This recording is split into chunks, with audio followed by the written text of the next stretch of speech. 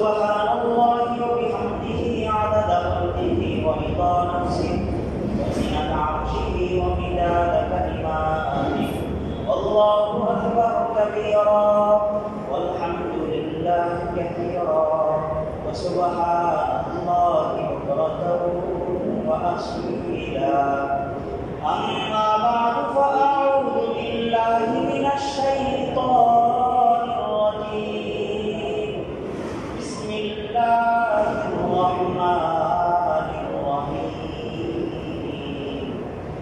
إنا أعطيناك الكوثر فصل لربك وانحر إن شانئك هو الأبتر صدق الله مولانا العظيم وصدق رسوله النبي الكريم ونحن على ذلك من الشاهدين والشاكرين والحمد لله رب العالمين الحمد لله আমি প্রথমে খুতবা করেছি খুতবার মাঝে আল্লাহ পাকের প্রশংসা করতে হয় আমাদের নবী সাল্লাল্লাহু আলাইহি ওয়াসাল্লামের উপর দুরূদ পড়তে হয় এই কারণে আমরা একবার সবাই পড়ি আলহামদুলিল্লাহ এখন দুরূদ ইব্রাহিম করি আমার সাথে আল্লাহুম্মা সাল্লি আলা মুহাম্মাদ ওয়া আলা আলি মুহাম্মাদ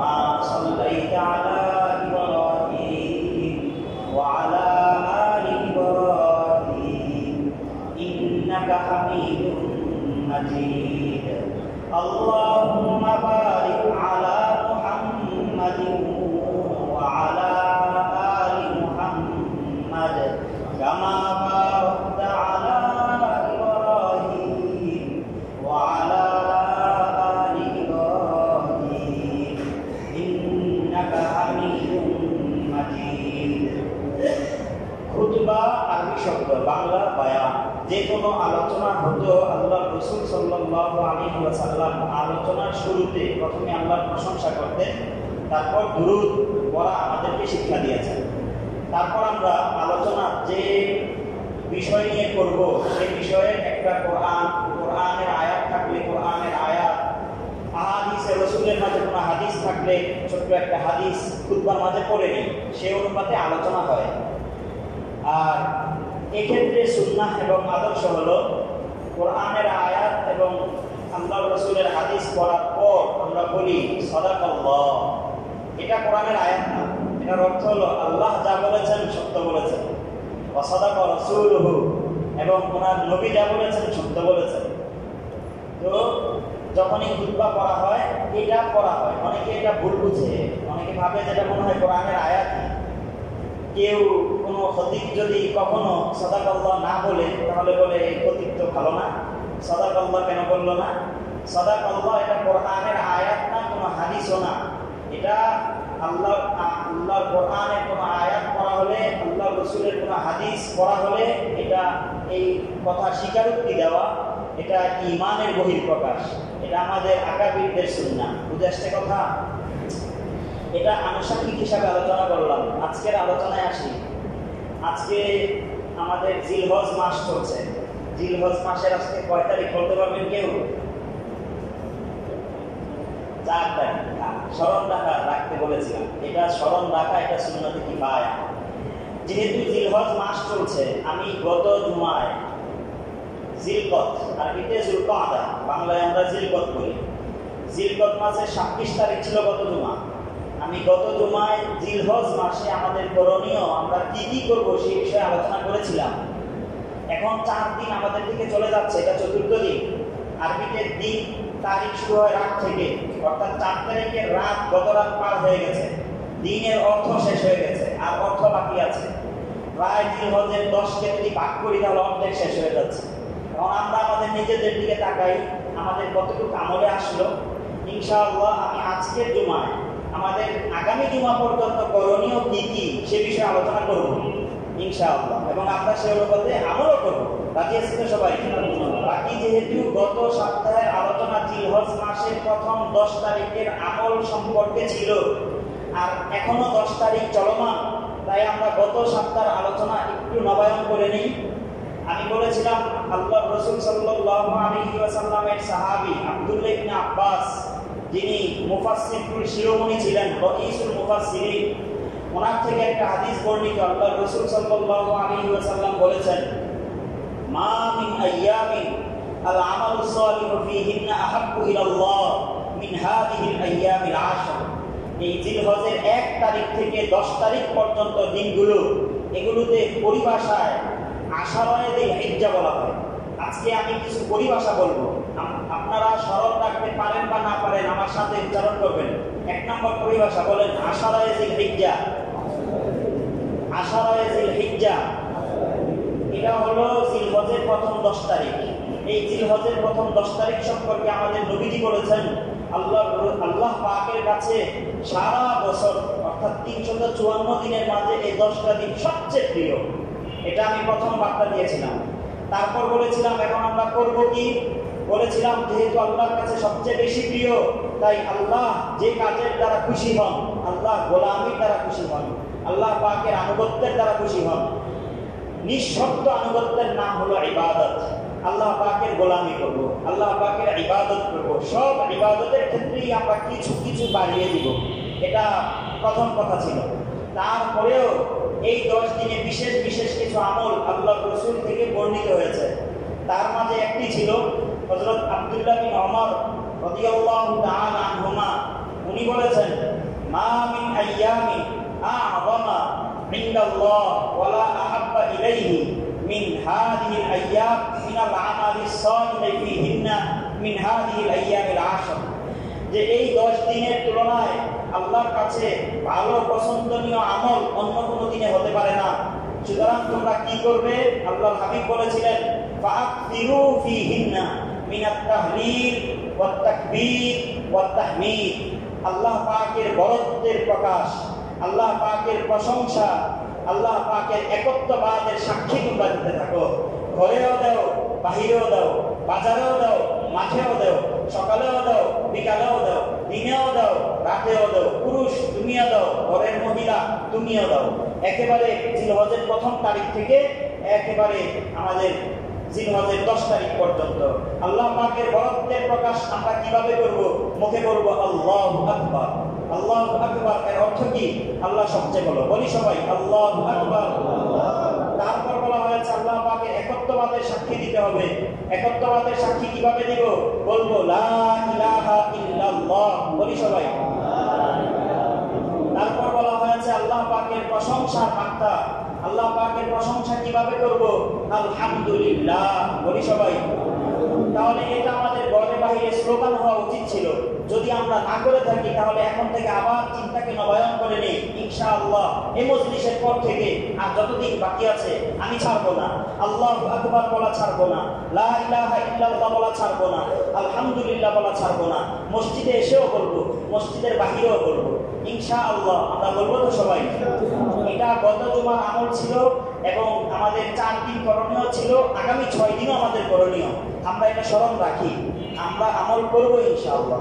তারপর আরেকটা আমলের কথা বলেছিলাম, আল্লাহ রাসূল সাল্লাল্লাহু আলাইহি ওয়াসাল্লামের বিবি আমাদের আম্মা জান হাফসা রাদিয়াল্লাহু তাআলা আনহা, ওনার থেকে বর্ণিত, উনি বলেন, আরবাউন, 4টি এমন কাজ লাম ইয়াকুন ইয়াদাউহুন্না নবী সাল্লাল্লাহু আলাইহি ওয়াসাল্লাম, আল্লাহর নবী কখনো এই কাজগুলো ছাড়তেন না। আল্লাহু আকবার। আমাদের নবী একদিন 2 দিন না, কখনো ছাড়তেন না 4টা কাজ। কি কি? কি কি?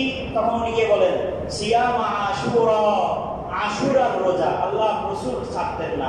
অর্থাৎ মুহররম মাসের 10 তারিখের রোজা, আমাদের সামনের মাস মুহররম, এর 10 তারিখের রোজা আল্লাহ রাসূল কখনো ছাড়তেন না।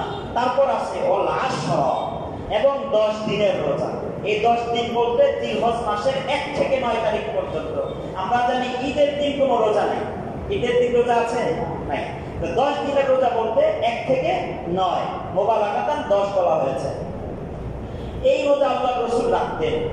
সমষ্টিগত হাদিসটা মান হিসাবে কিছুটা দুর্বল, কিন্তু এত অধিক পরিমাণ হাদিসে জিলহজ মাসের 1 থেকে 9 পর্যন্ত রোজা রাখার কথা আসছে। সবগুলো মিলালে হাদিস গ্রহণযোগ্য, হাসান পর্যায়ে। এখন আমাদের ফুকাহায়ে উম্মত, আমাদের রাহবারে মিল্লাত যারা ছিলেন, আমাদের বড় উলামায়ে কেরাম যারা ছিলেন, সবাই যোগ পরম্পরা, এটা মুতাওয়ারিস, এটা যোগ পরম্পরায় পাওয়া আদর্শ এবং সুন্নাহ। আমাদের বড়দেরকে দেখেছি এবং এখনো গ্রামগঞ্জের মহিলাদেরকেও দেখবেন, তারা জিলহজের 10 তারিখ 10 রোজা রাখে।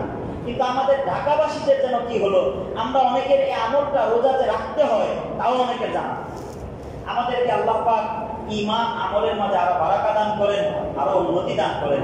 আমরা যারা এখনো পর্যন্ত জিলহজের একটা রোজাও রাখি নাই, চেষ্টা করি আগামী এই কয়েকদিন আছে এখানে 1টা 2টা 3টা রোজা রাখার জন্য চেষ্টা করবো তো ইনশাআল্লাহ। এবং যারা রাখে তাদেরকে উদ্বুদ্ধ করবো।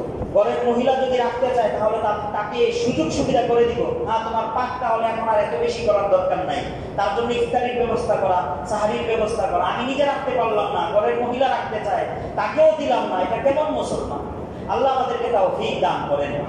এই দুটি আমাদের করণীয় ছিল বিশেষভাবে।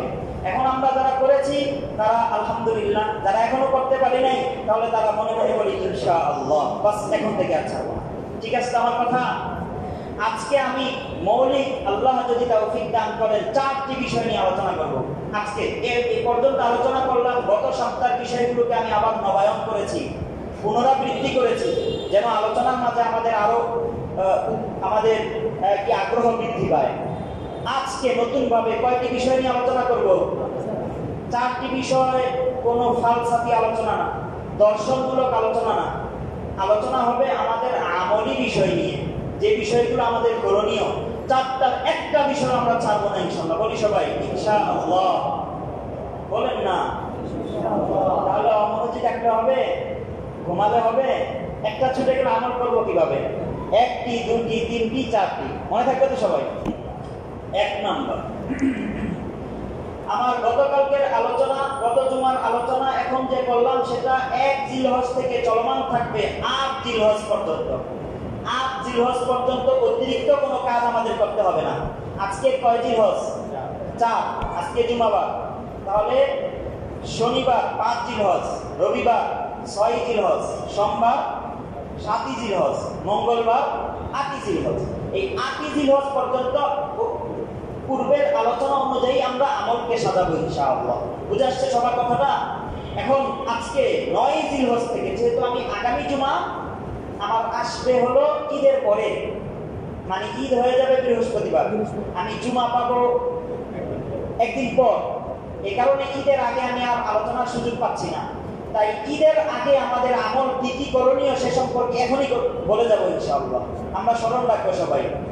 বলেছি 8 জিলহজ পর্যন্ত নতুন কোনো আমল নেই, বাস ওই আলোচনা করি, ওই তার উপর আমল করতে থাকবো। 9 জিলহজ থেকে আমাদের এক এক করে আমল হবে। 1 নাম্বার, 9 জিলহজ থেকে আমাদের যে আমলটা শুরু হবে সেটার নাম হলো তাকবীরে তাশরিক।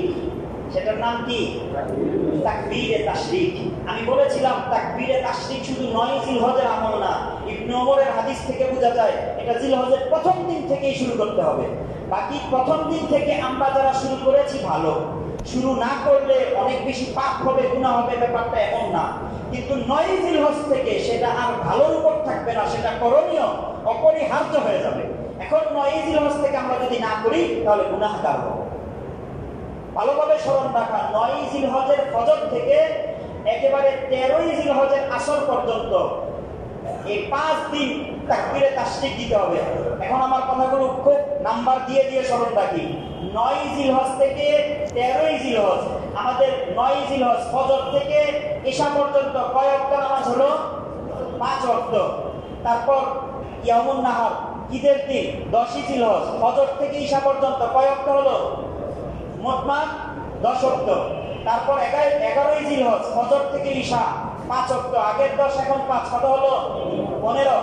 12 জিলহজ ফজর থেকে ইশা পর্যন্ত 5 ওয়াক্ত, আগের 15 এখন 5, কত হলো? 20। তারপর 13 জিলহজ ফজর থেকে আসর পর্যন্ত, এখানে ফজর, যোহর, আসর 3 ওয়াক্ত, আগের 20 এখন 3, কত হলো? এই 23 ওয়াক্ত তাকবীরে তাশরিক বলা প্রত্যেক মুমিন মুসলমান বালিগের উপর ওয়াজিব, সে চাই পুরুষ হোক চাই মহিলা হোক। এখন আমাদের তাকবীরে তাশরিকের ক্ষেত্রে আমি একটা হাদিসটা শোনাই আপনাদেরকে। হাদিস বললে আল্লাহর রাসূলের বারাকা পাবেন, শব্দের নূর আপনারাও পাবেন। আল্লাহর রাসূলের অন্যতম সাহাবী জাবির বিন আব্দুল্লাহ রাদিয়াল্লাহু তাআলা আনহুমা থেকে বর্ণিত, আল্লাহর রাসূলের সাহাবী জাবির বিন আব্দুল্লাহ বলেন, কানা রাসূলুল্লাহ সাল্লাল্লাহু আলাইহি ওয়াসাল্লাম ইদা সাল্লাল গাদাতা মিন ইয়াউমি আরাফা ইউকবিলু আলা আসহাবিহি। আল্লাহর নবী যখন আরাফার দিন বলতে 9 জিলহজ এর ফজরের নামাজ পড়তেন, ইউকবিলু আলা আসহাবিহি, ফজরের নামাজ পড়ে পশ্চিম দিক থেকে মুখ ঘুরিয়ে পূর্ব দিকে সাহাবীদের দিকে মুখ করে বসতেন। তারপর বলতেন, আলা মাকানিকুম, তোমরা সবাই সস্থানে বসা থাকো।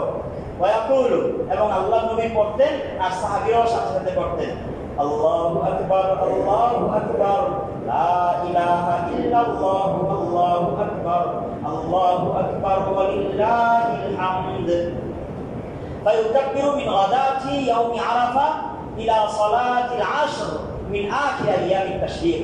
আল্লাহর নবী এই ইয়াউমে আরাফা 9 জিলহজের ফজর থেকে 13 জিলহজ আইয়ামে তাশরিকের 13 জিলহজের আসর পর্যন্ত পড়ে। এই হলো হাদিস, আখরাজাহু দারাকুতনি ফি মুসনাদিহি।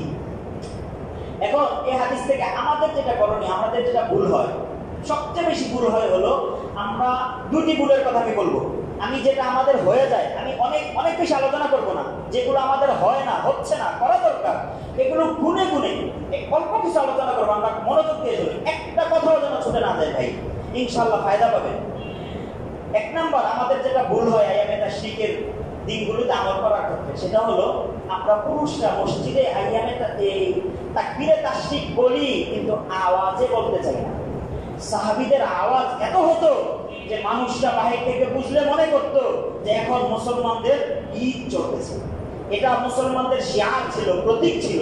তাই আমরা যখন আল্লাহু আকবার বলবো, তো মসজিদ যেন আল্লাহু আকবারের ধ্বনিতে মুখরিত হয়ে যায়।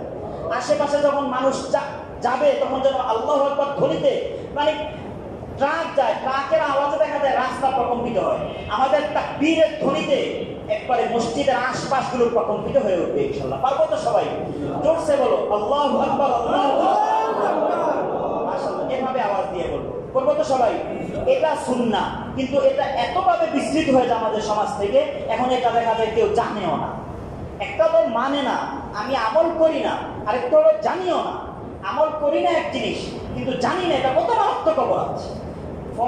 জোহরের নামাজ পড়তে হবে এটা জানি, বাকি করি না। আরেকটা হলো জোহরের নামাজ যে পড়তে হবে তা আমি জানিও না, এটা মারাত্মক হয়ে গেল না? তাকবীরে তাশরিক পুরুষদের জন্য ক্ষীণ আওয়াজে পড়বে না উঁচু আওয়াজে পড়বে? উঁচু আওয়াজে পড়বে। এটা এক নম্বর আমাদের ভুল, এটা আমরা করবো না ইনশাআল্লাহ। 2 নাম্বার ভুল, সেটা হলো মহিলাদের ক্ষেত্রে অনেক সময় তাকবীরে তাশরিকটা ছুটে যায়। আমাদের মা বোনরা মসজিদে আমরা অনেক করে বুজুর্গ হয়েছে, এ কারণে না, আমরাও তো ছুটে যায়, আমাদের জেহেনে তো থাকে না। কিভাবে থাকে? ইমাম সাহেব পড়ে তো সবাই মনে হয়ে যায়, অথবা একজন পড়ে তো বাকিরা মনে হয়ে যায়। কিন্তু আমাদের মা বোনরা তো একা একা নামাজ পড়ে, তাদেরকে স্মরণ করিয়ে দিবে কে? এই কারণে আমাদের 1 নম্বর কর্তব্য হলো, দেখেন তাকবীরে তাশরিক যদি ছুটে যায়, এটা কিন্তু আর কাজা করতে পারবেন না। আপনার ফজর নামাজ ছুটে গেলে কাজা করার সুযোগ আছে, জোহর ছুটে গেলে কাজা করার সুযোগ আছে, বেতের ছুটে গেলে কাজা করার সুযোগ আছে। বেতের ওয়াজিব নামাজ, তাকবীরে তাশরিক ওয়াজিব, কিন্তু এটা ছুটে গেলে কাজা করার সুযোগ নাই। তাই 1 নম্বর করণীয়, আমাদের মা বোনদেরকে এখন থেকে যারা আমরা দূরে আছি মোবাইলে জানিয়ে দিব, যারা কাছে আছি এখন থেকেই বলবো যে এই যে বুধবার সকাল থেকে কিন্তু তাকবীরে তাশরিক করতে হবে। বুধবার সকাল থেকে কিন্তু কি করতে হবে? তাকবীরে তাশরিক করতে হবে। এখন মা বোনদের স্মরণ থাকে না, আমি একটা এমনি বলি, যদি আমলে আসে ভালো হলো, স্মরণ থাকলে তো ভালো, না হলে ওনারা যে স্থানে নামাজ পড়ে সেখানে একটা বড় আকারে আল্লাহু আকবার, আল্লাহু আকবার, তাকবীরে তাশরিক বাংলা বা আরবিতে, অথবা তাকবীরে তাশরিক পড়তে হবে এমন কোনো লেখা লিখে কাগজটা নামাজের সামনে টানিয়ে রাখলে বাবা, বাস যখনই নামাজ পড়বে চোখ পড়বে, তোর সাথে সাথে মনে হয়ে যাবে।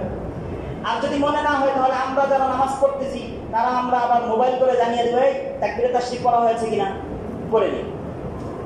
এই দুটি ছিল আমাদের অবহেলিত দিক তাকবীরে তাশরিকের ক্ষেত্রে, এই দুটি যেন আমাদের না হয়। এরপরে আরো কিছু কথা, তাকবীরে তাশরিক নামাজের পরক্ষণের সাথে সাথে পড়তে হয়। সুন্নাহ এর আগে, কোনো কথা বলার আগে, মজলিস থেকে ওঠার আগে।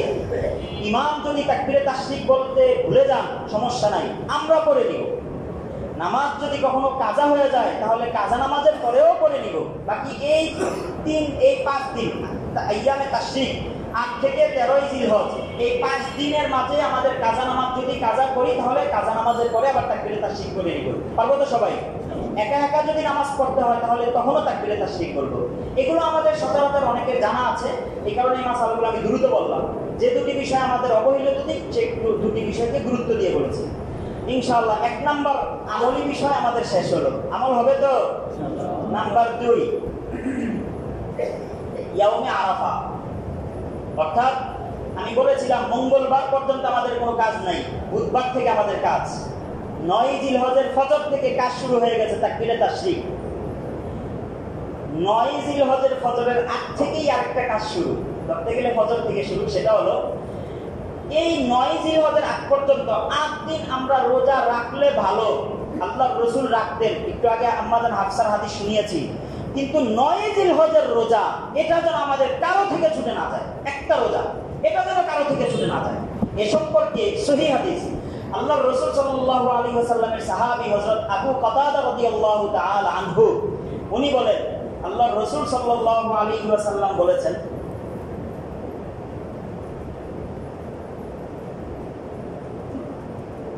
মান সামা ইয়াউম আরাফা, মান সামা ইয়াউম আরাফা, ইয়াউমে আরাফার দিন সে যে রোজা রাখলো, ইন্নী আহতাসিবু আলাল্লাহ আইয়ুকাফিরা আস-সানাতাল্লাতী ক্বাবলাহু ওয়াস-সানাতাল্লাতী বা'দাহু।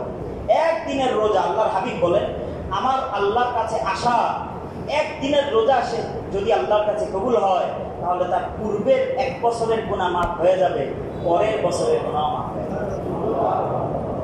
আস-সানাতাল্লাতী ক্বাবলাহু ওয়াস-সানাতাল্লাতী বা'দাহু, পূর্বের বছরের গুনাহ মাফ, পরের বছরের গুনাহ মাফ। তাই আমরা 9 দিনের রোজা প্রথম 8 দিন রাখতে যারা নাও পারলাম, কমপক্ষে বুধবার, মঙ্গলবার দিনের পরে বুধবার আসতেছে, মঙ্গলবার রাত্রে সেহরি খেয়ে, মঙ্গলবার দিবাগত রাত্রে সেহরি খেয়ে বুধবারের রোজা রাখতে কেউ যেন ভুল না করি। ইনশাআল্লাহ রাখবো তো সবাই? এই দিনের রোজা সম্পর্কে বিশেষ এই হাদিস আখরাজাহু তিরমিজি ওয়া আহমদ ফি মুসনাদিহি এবং সহিহ বিসনাদিস সহিহ। পূর্বের বছরের গুনাহ মাফ, পরের বছরের গুনাহ মাফ। আমরা ইনশাআল্লাহ রাখবো সবাই। 2 নাম্বার আমল শেষ হলো। 3 নাম্বার, এটার ক্ষেত্রে আমাদের যথেষ্ট অবহেলা, আল্লাহ আমাদেরকে উত্তোলনের তৌফিক দান করেন। সেটা হলো ঈদের রাত্র, ঈদের দিন। তো আমরা ঈদের আগের দিন তো আমরা রোজা রাখলাম, ঈদের আগের দিন তাকবীরে তাশরিক দেওয়া শুরু করেছি, ঈদের আগের দিন আমরা রোজাও রেখেছি আলহামদুলিল্লাহ। এখন ঈদের রাত্রে আমরা কি করি? অনইসলামিক কাজে লিপ্ত হয়ে পড়ি। আল্লাহ আমাদেরকে হেফাজত করেন। এই যে আতশবাজি ফুটানো, এগুলো কি ইসলামে কখনো জায়েজ আছে? ঈদের রাত্রে তো নাই, ইসলামে এমনও জায়েজ। আবার যারা আতশবাজি করি না তারা ওই দোকানে আড্ডা দেই, গরু ইত্যাদি নিয়ে আলোচনা করতে থাকি, বেহুদা অন্য অন্য আলোচনা। ছোট ছোট বাচ্চারা এবং মহিলারা কাপড় পোশাক নিয়ে, কার পোশাক কত দামি হলো, বলে তোমার পোশাকের তো আমার পোশাক দামি, তোমার আপুকে আমার আপু বেশি দামি পোশাক দিয়েছে। ছোট বাচ্চারা এই আলোচনা, মহিলারা কামিজ নিয়ে আলোচনা করে, আর পুরুষরা গরু নিয়ে আলোচনা করে, আর এলাকার যুবকরা আতশবাজি নিয়ে লিপ্ত থাকে।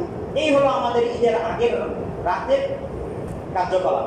অথচ আল্লাহ রাসূল সাল্লাল্লাহু আলাইহি ওয়াসাল্লামের সাহাবী আবু উমামা আল বাহিলি রাদিয়াল্লাহু তাআলা আনহু বলেন, قال النبي صلى الله عليه وسلم من قام ليلة العيدين من قام ليلة العيدين محتسبا لله لم يمت قلبه يوم تموت القلوب আখরাজাহু ইবনে মাজাহ ফি সুনানিহি। ইমাম ইবনে মাজাহ ওনার সুনানের মাঝে আবু উমামা থেকে হাদিস এনেছেন। আল্লাহর রাসূল বলেন, যে কেউ ঈদের 2 রাত, ঈদের 2 রাত, ঈদের কয় রাত হয়? 2 রাত না, অর্থাৎ আমাদের রমাদান পরবর্তী ঈদ এবং জিলহজ মাসের ঈদ, কুরবানির ঈদ এবং কি রোজার ঈদ, এই 2 ঈদের রাত, ঈদ আসার আগের রাত, এই 2 রাত মান কামা, যে নাকি দাঁড়িয়ে দাঁড়িয়ে আল্লাহর ইবাদত করবে, ঈদের রাতে যে নাকি নফল করবে। এখানে দেখেন বলা হয় নাই নফল 2 রাকাত পড়া, বলা হয় নাই নফল সারা রাত পড়া। আল্লাহর হাবিব মুতলাক রেখেছেন, স্বাভাবিক রেখেছেন, কিন্তু আমরা এই স্বাভাবিককেও গ্রহণ করতে রাজি না। যদি বলা হতো যে নাকি ঈদের রাত সারা রাত দাঁড়িয়ে নামাজ পড়বে, তাহলে আমাদের অনেকের আমল করা সম্ভব হতো না। আল্লাহর রাসূল বলেছেন যে নাকি 2 ঈদের রাত দাঁড়িয়ে নামাজ পড়বে, তার সাধ্যমতে যতটুকু সম্ভব দাঁড়িয়ে নামাজ পড়বে, আল্লাহর হাবিব বলেন লাম ইয়ামুত কলবু ইয়াওমা তামুতুল কুলুব, যেদিন সব অন্তরগুলো মরে যাবে সেদিন তার অন্তর মরবে না। আল্লাহু আকবার। মানে হাসরের দিনের কথা। আল্লাহ আমাদেরকে তৌফিক দান করেন। কিয়ামতের বিভীষিকাময় অবস্থায় যখন অন্তরগুলো কেঁপে প্রকম্পিত হতে থাকবে, মৃতপ্রায় হয়ে যাবে, সেদিন আপনার অন্তর মরবে না, আপনি জীবিত থাকবেন, আপনার সাহস থাকবে, আল্লাহর রহমতের উপর আপনার ভরসা থাকবে। বুঝাচ্ছে কথা? তাহলে ঈদের দিন রাতে আমাদের নামাজের মাঝে, নফল ইবাদতের মাঝে বাড়াবো না কমাবো? কি ঈশান নামাজ ছেড়ে দিয়ে, মাগরিবের নামাজ ছেড়ে দিয়ে মাগরিব পড়বো, আওয়াবিন পড়বো, মাগরিবের পর ঈশা পড়বো, ঈশার পর যারা শেষ রাত্রে উঠার চেষ্টা করবো, পারি না এই কথাটা বলবো না, পারিব না এই কথাটা বলিও না। আর আমিও পারি, দেখো বারবার, বলো বারবার, তুমি পারো এ কথা বলো, ইনশাল্লাহ তুমি পারবে। আর যাদের শেষ রাত্রে উঠা সম্ভব না, তারা কমপক্ষে বিতিরের আগে 2 রাকাত, 4 রাকাত, 6 রাকাত, 8 রাকাত নফল নামাজ পড়ে তারপর বিতির করবো ইনশাল্লাহ। ঈদের দিন রাতে এমনটা করবো না ইনশাল্লাহ। কে কে করবো? ভুল বুঝবেন না কেউ, হাত নামান। হাত উঠাচ্ছি অর্থাৎ আমি যদি আমল না করতে পারি তাহলে আমি ওয়াদা খেলাপি করলাম, এটার জন্য হাত উঠাচ্ছি না। হাত উঠাচ্ছি হলো শয়তান যেন সেজন্য সুযোগ না পায় যে আমি আল্লাহর কাছে দৃঢ় সংকল্পবদ্ধ করলাম, নিয়ত করলাম, আল্লাহ আমাকে তৌফিক দান করেন। এর মানে এই না যে আমি ওয়াদা করেছি, প্রতিশ্রুতি ভঙ্গ করলে আমি ওয়াদা খেলাফ, আমি খেয়ানতকারী হয়ে গেলাম, এটার জন্য হাত উঠাই না। হাত উঠানো এই কারণে যে আমার সংকল্প, আমার নিয়ত চূড়ান্ত, শয়তান তুই বাধা দিতে পারবি না।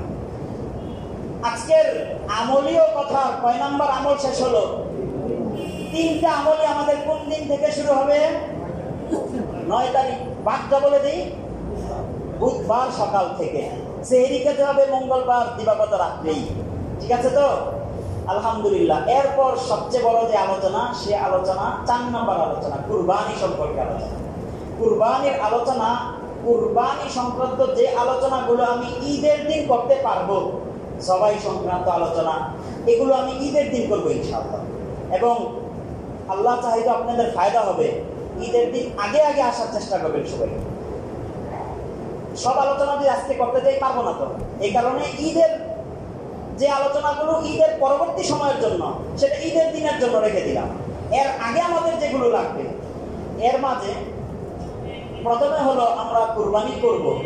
কুরবানি সম্পর্কে যায়েদ বিন আরকাম রাদিয়াল্লাহু তাআলা আনহু বলেন, আল্লাহর রাসূলের সাহাবীরা একবার আল্লাহর রাসূলকে জিজ্ঞাসা করেছেন, ক্বালা আসহাবুন নবী সাল্লাল্লাহু আলাইহি ওয়াসাল্লাম লাহু মা হাদিহিল আদাহি ইয়া রাসূলুল্লাহ, এই কুরবানিগুলো কি আল্লাহর নবী? এত তো কুরবানি করি, কেন করি? আল্লাহর নবী উত্তর বলেছেন, সুন্নাতু আবিকুম ইব্রাহিম, তোমাদের পিতা ইব্রাহিম আলা নবিয়িনা ওয়া আলাইহি সাল্লাতু ওয়াস সালামের আদর্শ, এই হিসাবে করি। সাহাবীরা পাল্টা প্রশ্ন করেছেন, ফামালানা ফিহা ইয়া রাসূলুল্লাহ, আমরা তাহলে এতে কি বিনিময় পাবো? নবী ইব্রাহিম আলাইহিস সালাতু ওয়াস সালাম করেছেন, উনি করেছেন, আমাদের ফায়দা কি? আল্লাহর হাবিব বললেন, লিকুল্লি শাআরাতিন হাসানা লাকুম লিকুল্লি শাআরাতিন হাসানা, তোমরা প্রত্যেকটা চুলের বিনিময়ে সওয়াব পাবে। এখন সাহাবীরা বললেন, ইয়া রাসূলুল্লাহ, চুল তো সাধারণত মাথায়, পশু পাখির তো চুল বলতে আমরা পশম বুঝি। ফামাসসুহু ইয়া রাসূলুল্লাহ, ফামালিসসুফি ইয়া রাসূলুল্লাহ, পশুর যে পশম হয়, পশমের বিনিময়ে কিছু পাবো কিনা? আল্লাহর হাবিব বলেন, হ্যাঁ, লিকুল্লি শাআরাতিন মিনাস-সুফ হাসানা, আমি যে চুল বুঝিয়েছি তোমার মাথার চুল না। তুমি যেই পশু কুরবানি দিবে, সে পশুর প্রত্যেকটা পশমের বিনিময়ে আল্লাহ তোমাকে সওয়াব দান করবেন। আম্মা জান আয়েশা বলেন, আল্লাহ, আমি বলেছিলাম ভালোবাসা দিবস, আল্লাহর সাথে আল্লাহর ভালোবাসা প্রেমিক যারা পালন করে কয়দিন? 10 দিন। তার মাঝে 10ম দিন সম্পর্কে আম্মা জান আয়েশা বলেন, আল্লাহর হাবিব বলেছেন, মা আমিলা ইবনু আদম আমালান আহাব্বা ইলাল্লাহি ইয়াওমান নাহার মিন ইহরাকিদ দাম। 10 তারিখে সবচেয়ে প্রিয় আল্লাহর কাছে আমল হলো, এমনিই তো 10 দিনের আমল আল্লাহর কাছে প্রিয়, তার থেকেও 10 তারিখ অর্থাৎ ঈদের দিনের সবচেয়ে বেশি প্রিয় আমল হলো কুরবানি করা। তাই আমরা সবাই কুরবানি করব। কুরবানি যে করবে না, তার সম্পর্কে হযরত রাসূলুল্লাহ সাল্লাল্লাহু আলাইহি ওয়াসাল্লাম বলেন, আন আবি হুরায়রা রাদিয়াল্লাহু তাআলা আনহু আন রাসূলিল্লাহ সাল্লাল্লাহু আলাইহি ওয়াসাল্লাম قال মান ওয়াজাদা সাআতান ওয়া লাম ইউদহি মান ওয়াজাদা সাআতান ওয়া লাম ইউদাহি, যার নাকি সামর্থ্য আছে কিন্তু সে কুরবানি করলো না, ফালা ইয়াকরাবান্না মুসাল্লানা, সেজন্য আমাদের সাথে ঈদগাহে না আসে। বলতে চান সে আমাদের দলের না। আল্লাহ নবী বলতে চান যে কুরবানি ওয়াজিব, কুরবানি ওয়াজিব, সামর্থ্য আছে তারপরেও কুরবানি করে না, সে আমার উম্মতের অন্তর্ভুক্ত না। নাউযু বিল্লাহি মিন যালিক। বুঝে আসছে কথা? এখন আমি একটা বিষয় খুব গুরুত্ব দিবেন, কুরবানি ওয়াজিব হওয়া না হওয়ার ব্যাপারে আমাদের সমাজে অনেক ভ্রান্তিকতা আছে। আমরা এই বিষয়টা বুঝি না যে কার উপর কুরবানি ওয়াজিব ওয়াজিব না। কেন বলি, যাকাত ওয়াজিব হওয়ার নিসাব, কুরবানি ওয়াজিব হওয়ার নিসাব দুইটা ভিন্ন। আমরা অনেকেই বলি যার উপর যাকাত ওয়াজিব তার উপর কুরবানি ওয়াজিব, যার উপর যাকাত ওয়াজিব না তার উপর কুরবানি ওয়াজিব না। এই কথাটা সমাজে প্রচলিত আছে না? এটা ঠিক না। এমন ব্যক্তি হতে পারে তার উপর যাকাত ওয়াজিব না কিন্তু তার উপর কুরবানি ওয়াজিব। এখন ভেঙে দেই। এক নাম্বার কারণ, যাকাত ওয়াজিব হওয়ার জন্য আমরা নেশাব পরিমাণ মাল কি এটা কুরবানির আলোচনায় বলেছিলাম, শিখেছিলাম। আবার বলতাম সময় থাকলে, সময় নাই এই কারণে ওইটা আর বলছি না। 52.5 তোলা রূপার পরিমাণ না, যাকাতের জন্য 1 বছর আপনার কাছে সম্পদ অতিরিক্ত, আপনার প্রয়োজনের অতিরিক্ত নেশাব পরিমাণ সম্পদ 52.5 তোলা রূপার পরিমাণ সম্পদ আপনার কাছে থাকতে হবে, এটা বলা হয়েছিল না? কিন্তু কুরবানির জন্য 1 বছর থাকা সত্য না। কুরবানির জন্য ঈদের দিন থেকে 12ই জিলহজ, 10ই জিলহজ, 11ই জিলহজ, 12ই জিলহজ, এই 3 দিন, এই 3 দিনের পুরা 3 দিন 72 ঘন্টা থাকতে হবে এমন না। 72 ঘন্টার মাঝে 1 মিনিটের জন্য আপনি যদি এই অতিরিক্ত নেশাব পরিমাণ মালের মালিক হন, ঈদের দিন হন নাই, দ্বিতীয় দিন হয়েছেন, দ্বিতীয় দিন হন নাই, তৃতীয় দিন হয়েছেন, আপনার উপর কুরবানি ওয়াজিব হয়ে যাবে। কথাটা বুঝাতে পারলাম? সারা বছর এই অতিরিক্ত মাল থাকতে হবে না, 3 দিন এর কোনো একটা সময় যদি আপনার কাছে অতিরিক্ত এই মাল থাকে আপনার মালিকানায়, তাহলে আপনার উপর কুরবানি কি হয়ে যাবে? ওয়াজিব হয়ে যাবে। 1 নাম্বার পার্থক্য মনে রাখবো সবাই। নাম্বার 2, আরবিতে বললে যাকাতের জন্য মালে নামই শর্ত, কুরবানির জন্য মালে নামই শর্ত না। আমি বাংলায় আপনাদেরকে বুঝিয়ে বলি। যাকাতের জন্য আমরা বলেছিলাম সরাসরি স্বর্ণ রূপা লাগবে, অথবা সরাসরি আপনার কাছে ক্যাশ টাকা লাগবে, অথবা আপনার ব্যবসায়ী মাল লাগবে। কিন্তু কুরবানির জন্য আপনার এগুলো থাকলে তো কুরবানি ওয়াজিব হবেই। ব্যবসায়ী পণ্য আছে 52.5 তোলা রূপার পরিমাণ, আপনার উপর কুরবানি ওয়াজিব হবেই। এছাড়া আপনার অতিরিক্ত যদি জমি থাকে যেটা আপনি চাষাবাদ করেন না, এই জমি বিক্রি করলে কুরবানির নেশাব হয়ে যায়, আপনার উপর কুরবানি ওয়াজিব। আপনার জমি নাই, আপনার ঘরের আসবাব আছে অতিরিক্ত যেটা আপনার প্রয়োজন না, তাহলে ওইটা বিক্রি করলে ওই বিক্রিত মাল দ্রব্য যদি পয়সা যদি কুরবানির নেশাব পরিমাণ হয়ে যায়, আপনার উপর কুরবানি ওয়াজিব। কথাটা খুব মন দিয়ে শুনবেন। দেখেন, অতিরিক্ত বলতে কি বুঝিয়েছি? যেই খাটটা আপনার শুইতে হয় না, মেহমান আইলে মাঝে মাঝে শোয়, যে আলমারিটা আপনার জিনিসপত্র প্রয়োজনীয় জিনিসপত্রের জন্য না, শৌখিনের জন্য আপনি সাজিয়ে রেখেছেন সোফা, আলমারি, এটা আপনার প্রয়োজনের অতিরিক্ত, আপনার নিত্য প্রয়োজন, আপনার পরিবারের প্রয়োজন সারার জন্য যেই আসবাবগুলো লাগে না, সেগুলো এখানে দর্তব্য। এখন আপনি বলবেন যে হুজুর আমি এই খাটে একদিন ঘুমাই, ওই খাটে আরেকদিন ঘুমাই, ওই খাটে আরেকদিন ঘুমাই, 3 খাটেতে ঘুমাই, ব্যবহার করি না। শরীয়ত আপনার থেকে চালাক কম না। আপনি 3 দিন 3 খাটে কে বলছে ঘুমাইতে? 1 খাটে ঘুমাবেন। আপনি যদি ব্যবহারও করেন কিন্তু আসলে আপনার ব্যবহারে লাগে না, প্রয়োজন নাই, তাহলে সেটা কুরবানির নেশাব হওয়ার ক্ষেত্রে দর্তব্য হবে। আমি কথাটা বুঝাতে পারলাম সবাইকে? হ্যাঁ, এটা গুরুত্ব দিবেন সবাই। কার উপর ওয়াজিব এটা আমরা বুঝবো। 2 নাম্বার সতর্ক করতেছি সবাইকে। 2 নাম্বার, মহিলাদের অনেকের উপর কুরবানি ওয়াজিব হয়ে যায়, কিন্তু মহিলারা কুরবানি দেয় না। তারা বলে স্বামীর কুরবানি আমার কুরবানি না। স্বামীর কুরবানি তোমার কুরবানি হইলে স্বামীর থেকে মোহর নিছো কেন? স্বামীর টাকা না তোমার টাকা, তাহলে আবার মোহর নিজে নিতে হবে? ওইখানে মোহর নিতে পারে আর এখানে নিজে কুরবানি দিতে পারবে না, এরকম চাষন করে চলবে না। পুরুষের উপর যেমন কুরবানি ওয়াজিব, মহিলাদের উপরও যদি মালের মালিক হয় কুরবানি ওয়াজিব। মালের মালিক কিভাবে হয়? যেমন তাদের পরনে স্বর্ণ অলংকার, রূপা স্বর্ণের কিছু না কিছু থাকে। নাম্বার 2, মোহর বাবদ স্বামী থেকে কিছু সে টাকা পায়, এটা অধিকাংশ মহিলারা রেখে দেয়, খরচ করে না এখানে যদি তার থাকে। নাম্বার 3, বাবা থেকে, মহিলার বাপের বাড়ি থেকে যদি কোনো সম্পদ পায়, এটা তো স্বামীর নামে না, এটা মহিলার নামে। তাহলে এই মাল এই 3 থেকে, এবং তাকে স্বামীও দেখা যায় অনেক সময় তাকে প্রতি মাসে বা বাৎসরিক তাকে কোনো হাদিয়া দেয়, তার ছেলে আছে বিদেশ থেকে মান নামে টাকা পাঠায়, এখন সে যদি তার স্বর্ণ অলংকার, মহারানা টাকা, বাপের বাড়ি থেকে এই প্রাপ্ত সম্পত্তির টাকা, স্বামী বা ছেলে থেকে যে উপহার পেয়েছে তার টাকা মিলে তার যদি 52.5 তোলা রূপার পরিমাণ টাকা হয়ে যায়, তাহলে তার কুরবানি তার উপর আছে। এটা আমার 2 নম্বর কথা। 3 নম্বর, আমাদের সমাজে ভুল হয় কুরবানি নিয়ে। যৌথ ফ্যামিলি থাকি আমরা অনেকে, যৌথ পরিবারে দেখা যায় উপার্জনকারীর সংখ্যা অনেক, কিন্তু যৌথ পরিবারে কর্ণধার্যে বলা হয় শুধু সে কুরবানি দিলেই বাকিদের পক্ষ থেকে আদায় হয়ে যায়। যেমন ধরেন যৌথ পরিবার, বাবা এখনো উপার্জন করে, ছেলেও উপার্জন করে, তার 2-3 ছেলে উপার্জন করছে, কিন্তু কুরবানি দেওয়ার সময় শুধু বাবা নিজের নামে দেয়। বাচ্চা যারা ছেলেরা বিদেশে টাকা কামাচ্ছে, টাকা পাঠাচ্ছে, তাদের নামে কুরবানি দেওয়া হয় না। হ্যাঁ, এখানে হবে না। প্রত্যেক বালেক নেশাব পরিমাণ মালের যে মালিক, সে চাই যৌথ পরিবারে থাকুক চাই ভিন্ন পরিবারে থাকুক, তার উপর আলাদা আলাদা কুরবানি দিতে হবে। ব্যাপারটা বুঝাতে পারলাম আমি? হ্যাঁ, প্রত্যেক পরিবারের একজন কুরবানি দিলে হবে না। এখানে আরেকটা ভুল হয়, সেটা কি, বাবা বৃদ্ধ হয়ে গেছে, মা বাবা বৃদ্ধ, এখন ছেলে উপার্জন করছে। ছেলে বলে কি, এতদিন বাবা আমাকে কামাই করে বড় করেছে, এতদিন তো বাবাই কুরবানি দিত, আজকে বাবা কামাই করে না, বৃদ্ধ ঘরে বসে আছে, আমি কামাই রোজগার করছি, আচ্ছা কুরবানিটা বাবার নামেই দিই। নিয়তটা ভালো, কাজটা খারাপ। আপনি বাবার নামে কুরবানি দিয়েছেন, এটা খারাপ না, বাবার নামে দিয়েছেন, এটা ভালো, বাকি আপনার নামের কুরবানি কোথায় গেল? এখন যে আপনি টাকা উপার্জন করেন, আপনার উপর তো কুরবানি ওয়াজিব হয়ে গেছে।